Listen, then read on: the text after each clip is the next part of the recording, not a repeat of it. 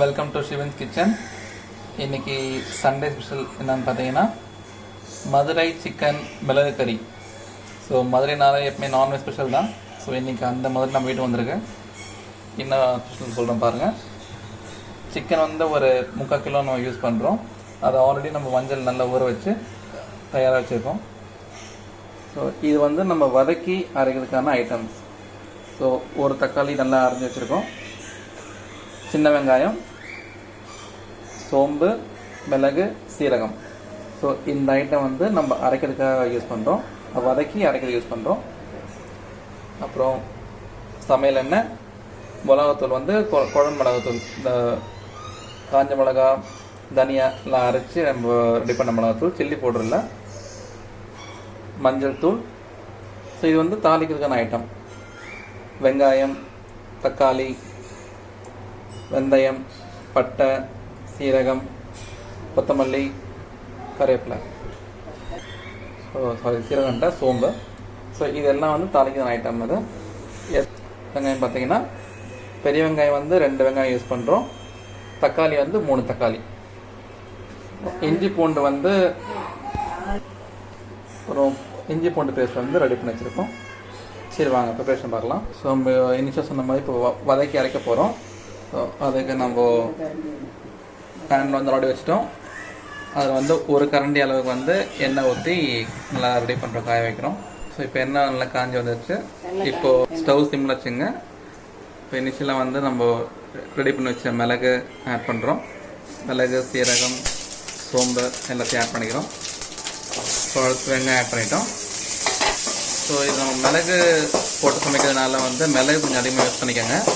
மிளகாத்தூள் அவ்வளோ தேவைப்படாது. ஏன்னா இது டிஷ் நேம் பார்த்தீங்கன்னா மிளகு கறி தான். ஸோ இது வதக்கும் போது அப்படியே தக்காளியும் ஆட் பண்ணிக்கோங்க. ஆல்ரெடி கட் பண்ணி வச்சுட்டோம். அளவு வந்து ஒரு தக்காளி. ஸோ நம்ம அரைக்க தான் போகிறோம். ஸோ லைட்டாக வதக்கினா போதும். லைட்டாக வதக்கிட்டு நம்ம மிக்சியில் அரைச்சிடலாம். ஸோ இந்த அளவுக்கு வதங்கினா போதும், ரொம்ப வதங்கணும் அவசியம் கிடையாது.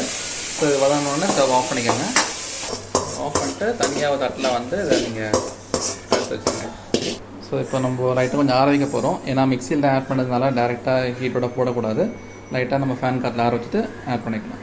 ஸோ இந்த மீன் டைம் பார்த்திங்கன்னா நம்ம தாளிக்கான பொருள் ரெடி பண்ணிடுறோம். ஸோ அதுக்கு எண்ணெய் கொஞ்சம் தேவையான யூஸ் பண்ணிக்கிறோம். ஸோ இதுதான் தாளிக்கான பொருள் ஆல்ரெடி சொன்ன மாதிரி. ஸோ ஜென்ரலாக வந்து தாளிக்கிறதுக்கு நம்ம இந்த டிஷ்ஷுக்கு வந்து கடுகு போட மாட்டோம். ஆனால் மதுரைனாலே வந்து கடுகு கொஞ்சம் சேர்த்துப்பாங்க. ஸோ கடுகு வந்து நம்ம ஆட் பண்ணிக்கிறோம். இப்போது ஒரு டீஸ்பூன் கடுகு ஆட் பண்ணிக்கிறோம். ஸோ கடுகு வெந்தயம் வந்து போட்டு பண்ணுறது தான் இந்த டிஷ்ஷோட ஸ்பெஷலை. ஸோ இந்த கடுகு லைட்டாக பொரிஞ்சிருச்சு. இப்போ வந்து வெந்தயம் ஆட் பண்ணுறோம். அப்படியே பட்டையை ஆட் பண்ணிக்கிறோம். ஸோ அடுத்து வந்து நம்ம அரைச்சி வெங்காயத்தை ஆட் பண்ணுறோம். அப்படியே கருவேப்பிலையும் போட்டுக்கிறோம். ஸோ கருவேப்பிலை கொஞ்சம் அதிகமாக போட்டுங்க. ஏன்னா கருவேப்பிலை வந்து முதல்ல ரொம்ப அதிகமாக சேர்ப்பாங்க. அதுதான் குக்கரத்தையே. ஸோ இது கொஞ்சம் நல்லா வதங்கணும். தாளிச்சிங்க. ஸோ இன்னொரு நோட் பண்ணிக்கோங்க. தாளிக்கு என்ன பொருள் போட்டிருக்கோன்னு.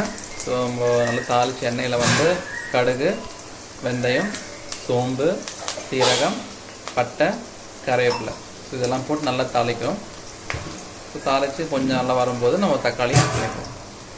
ஸோ இப்போ லைட்டாக தாளித்து வந்துருக்கு. இப்போ கொஞ்சம் நேரத்தில் வந்து நம்ம ரெடி பண்ணி வச்ச அந்த இஞ்சி பூண்டு பேஸ்ட்டை வந்து அதில் ஆட் பண்ணுறோம்.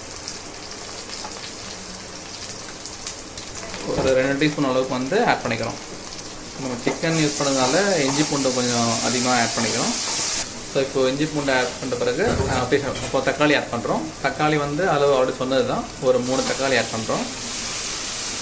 ஸோ தக்காளி ஆட் பண்ணிட்டோம். இப்போ தக்காளி வதங்கிறதுக்கு வந்து கொஞ்சம் உப்பு ஆட் பண்ணிக்கோங்க. நம்ம கல்லுப்பு ஆட் பண்ணுறோம். அதில்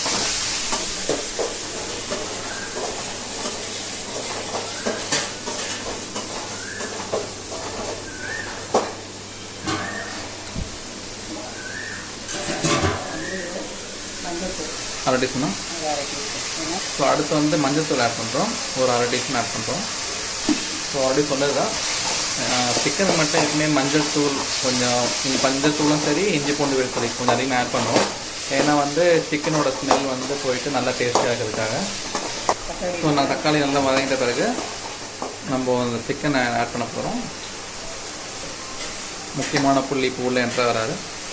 ஸோ சிக்கன் ஆல்ரெடி சொன்னது தான். சிக்கன் வந்து நல்லா வாஷ் பண்ணி நம்ம மஞ்சளில் வந்து நல்லா ஆல்ரெடி ஊற வச்சுருக்கோம். மஞ்சளில் ஊறச்சதுனால நம்மளுக்கு அந்த சிக்கன் இருக்கிற ஸ்மெல்லாம் போயிட்டு நல்லா டேஸ்டியாக வரும். ஸோ நல்லா கலரி விட்டுங்க. கலரி விட்டு கொஞ்சம் நல்லா இது சூடாக வேகணும்.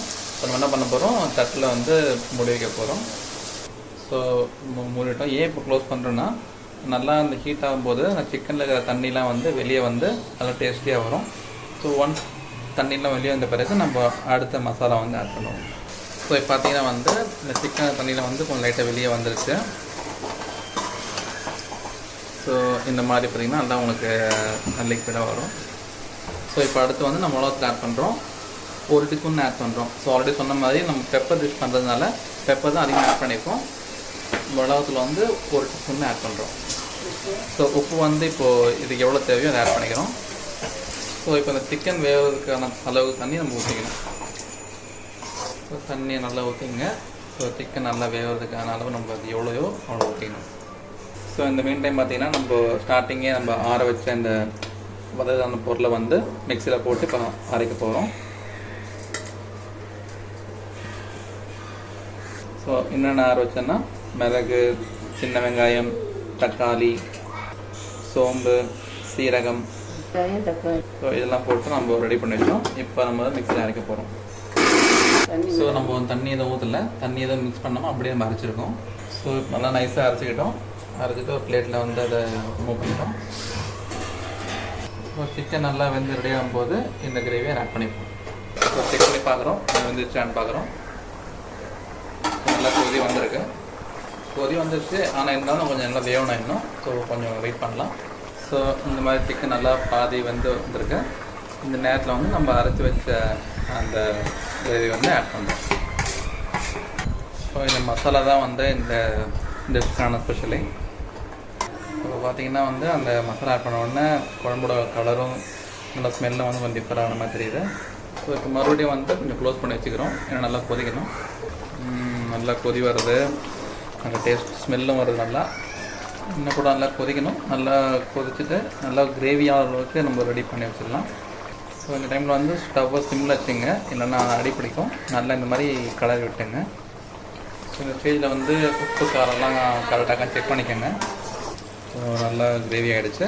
ஸோ அது ஸ்டவ் வந்து நம்ம ஆஃப் பண்ண போகிறோம். ஸோ ஆஃப் பண்ண முன்னாடி வந்து கொஞ்சம் கொத்தமல்லி அதை போட்டு ஆஃப் பண்ணிக்கிறோம்.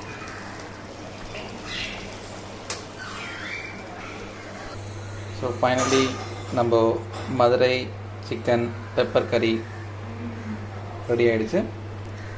ஸோ நல்லா மதுரைக்கு போகாதவங்க, அதாவது அதை சாப்பிடாதவங்களுக்கு இது கொஞ்சம் நல்லா உங்களுக்கு ஒரு ட்ரீட்டாக இருக்கும்.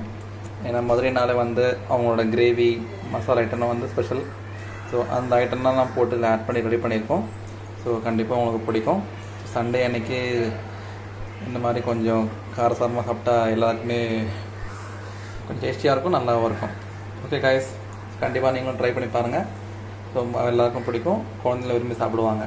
ஸோ மறக்காமல் லைக் பண்ணுங்கள், ஷேர் பண்ணுங்கள், சப்ஸ்கிரைப் பண்ணுங்கள், என்ஜாய் பண்ணுங்கள். Have a nice day. Bye.